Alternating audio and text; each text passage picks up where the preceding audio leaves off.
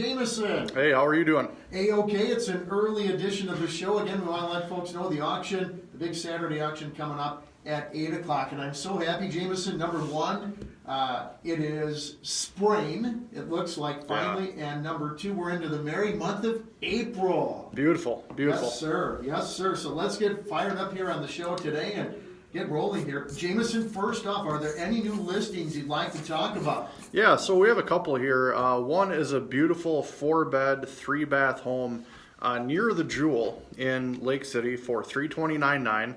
If you go to jamesonmelby.com, you can find that there. We have one in rural Ellsworth, just off County Road C. That's a 4-bed, 2-bath on 15 acres for $299,900.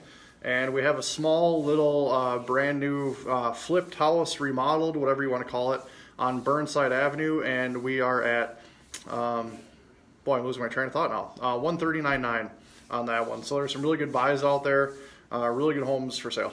All right, so here we go. Is the market still on fire, Jameson? It is. So we're seeing houses again when you're in the median sale price. In any market, the houses sell much faster, and those houses that are hovering around the median, we're seeing sell very fast. Some of them are selling the same day they go on the market. Some are taking 2-3 days, just depending on when it falls around the weekend and things like that.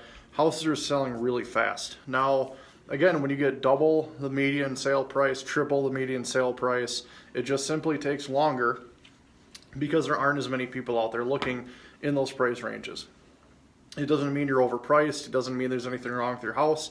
That's just how it works in the markets. But yes, houses are selling very fast. All right, so get a bucket, cool me off, douse me. It's red hot right now.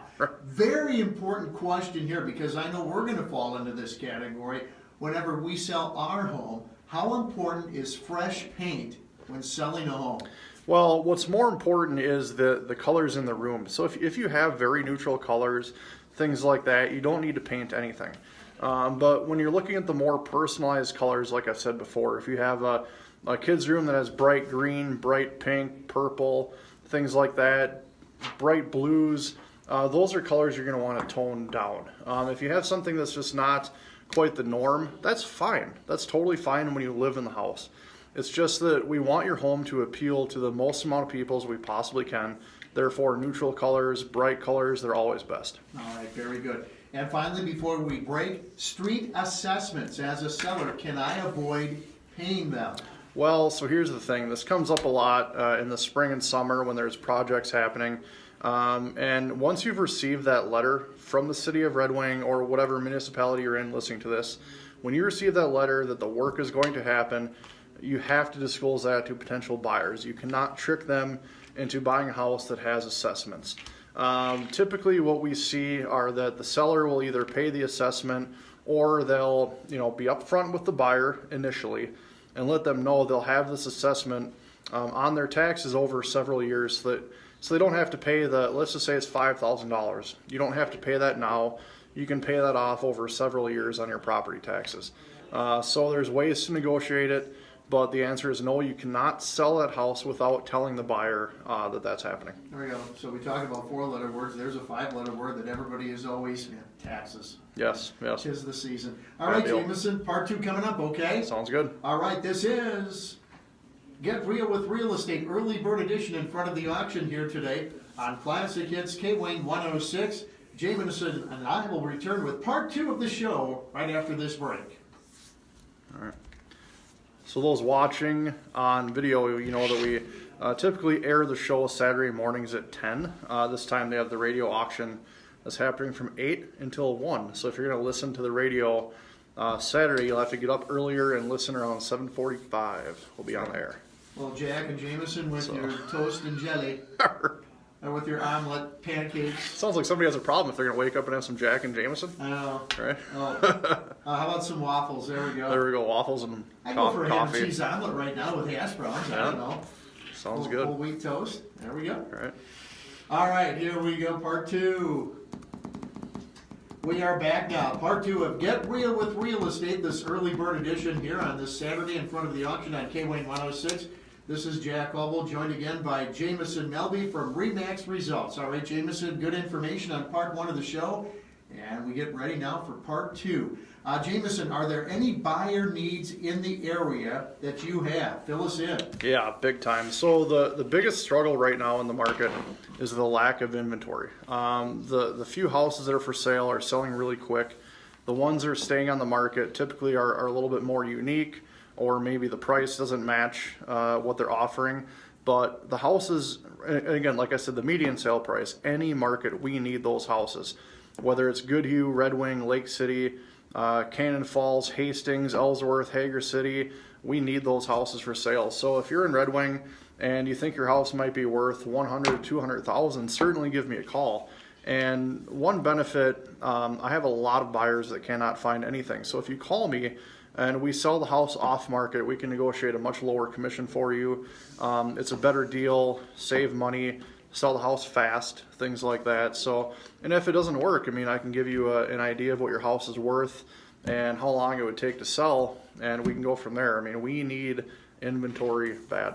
All right, on a related note, how would a seller know what their home is really worth? Or should they look online? Should they give you a call? Well, a lot of people look online at these, home value websites, or they go to Zillow and look at what their house is worth. And really, the problem with those websites is that it all comes down to a computer algorithm. They simply are looking at data and they're not looking at the real situation.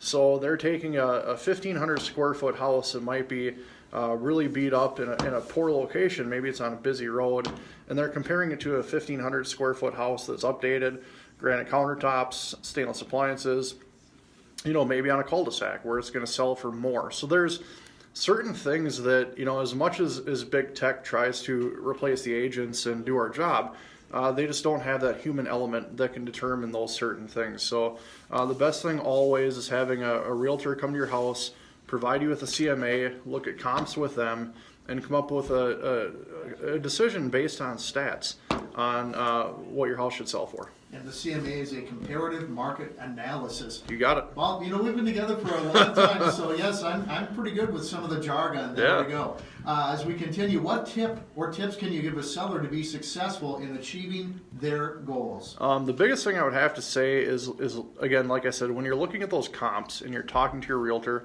take their advice on the listing price. What you don't want to do is overprice your house, even in a good market. It doesn't do you any good if all of the indicators say 250 and you list at 3. That's just not reality. So what I like to do personally is go over the comps with you, and we can come up with a determination together, because when you see the data, it's really hard to overprice your house when you see what they're selling for and what the competition is. So it's always good to have that meeting and really be thoughtful about what price to go with, and just not shooting from the hip. All right, final question here on the show today. Home values indeed are up. Will they keep going up? That's the hard part, is that you don't know when peaks are until you're past and you look back.